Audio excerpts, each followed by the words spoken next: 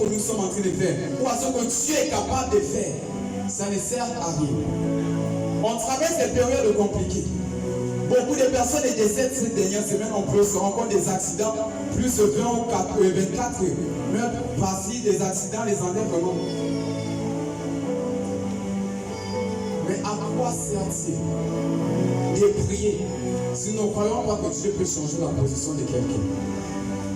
Si on ne croit pas que la parole qui est prêchée ou que nous méditons chaque jour peut transformer la vie de quelqu'un. Alléluia. Alors je rentre et je continue. Lorsqu'on parle de la traversée, on parle de la libération. Le passage vers une nouvelle vie. Alléluia. Voilà pourquoi le peu de minutes qui me reste, nous aurons deux types de traversées. La première traversée de la mer Rouge, qui veut dire de la libération de l'esclavage. Et nous aurons la deuxième traversée, la traversée du Jourdain, qui veut dire entrer en terre promise. Alléluia. Est-ce que tu peux nous reprendre l'Exode 14, verset 12? Essayez de lire un peu, s'il te plaît.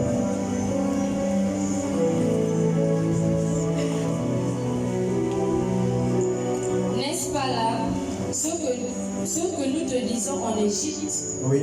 Laisse-nous servir les Égyptiens. Car nous aimons mieux servir les Égyptiens que mourir au désert. Voici mon Dieu. Moïse répondit au peuple, ne craignez rien, restez en place et regardez la délivrance que l'Éternel va vous accorder en ce jour. Oui. Car les Égyptiens que vous voyez aujourd'hui, vous ne les verrez plus jamais. Amen. C'est cette parole que j'ai cherchée. Voilà pourquoi je vais rentrer dans le thème de ces messages en disant à quelqu'un, il y a des batailles qui ne vont jamais cesser quand on ne se lève pas. Il y a des batailles qui seront toujours là tant qu'un nom ne se lève pour dire assez en est assez. Et la situation que je traverse. Dans chaque maison, il y a des difficultés. Dans chaque famille, il y a des difficultés. Mais l'objectif n'est pas seulement de dire que je suis né de nouveau. Mais l'objectif est d'avancer dans ce que le Seigneur a prévu pour toi. Vous savez, Dieu peut tout faire.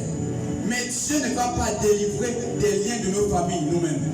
Parce qu'il a déjà donné Jésus-Christ à la croix. Mais ce qu'il attend de nous, c'est que nous-mêmes nous puissions nous lever.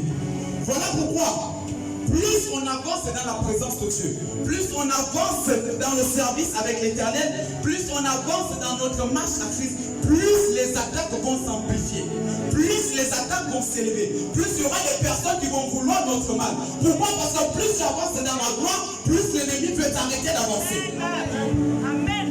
Et lorsque l'Éternel décide de délivrer le peuple d'Israël de l'Égypte, c'était pas pour montrer combien de fois il était faible, mais c'était pour montrer combien de fois il était grand. Voilà pourquoi je me permets qu'il y ait des épreuves. Voilà pourquoi je me permets qu'il y ait des situations, afin que son nom puisse être plus grand. Parce que lorsque nous passons des moments compliqués, lorsque nous avons certaines batailles, l'homme peut dire, c'est à cause de moi que tu es sorti de cette situation. C'est à cause de moi que ton nom est arrivé là-bas. C'est à cause de moi que ton dossier est là-bas. C'est à cause de moi que tu as le travail que tu as là en ce moment. Mais l'objectif de Dieu n'est pas seulement que l'homme puisse tirer la gloire dans ce que nous faisons, mais c'est qu'il puisse demeurer le Dieu des dieux. Alléluia. Voilà pourquoi il permet afin que nous puissions marcher dans certaines choses, certaines épreuves, jusqu'à présent qu'il nous colle, qu'il nous poursuive avec que son nom puisse éclater. L'objectif de Dieu était d'amener afin que le peuple, les enfants de Pharaon, les Égyptiens puissent reconnaître la grandeur de Dieu. L'une des choses que j'ai aimé, c'est qu'il permet que les Israélites quittent le pays d'Égypte, les amener au désert, où il n'y a plus de chemin, où il n'y a plus de route, où il n'y a plus d'espoir, où il n'y a même plus de solution. Avec les gens qui t'entourent, commence à te critiquer. Avec les gens qui sont autour de toi, commence à dire, on verra comment il va s'en sortir. Voilà pourquoi je me prends Dieu. La Bible déclare qu'il est celui qui crée le chemin où il n'y a pas.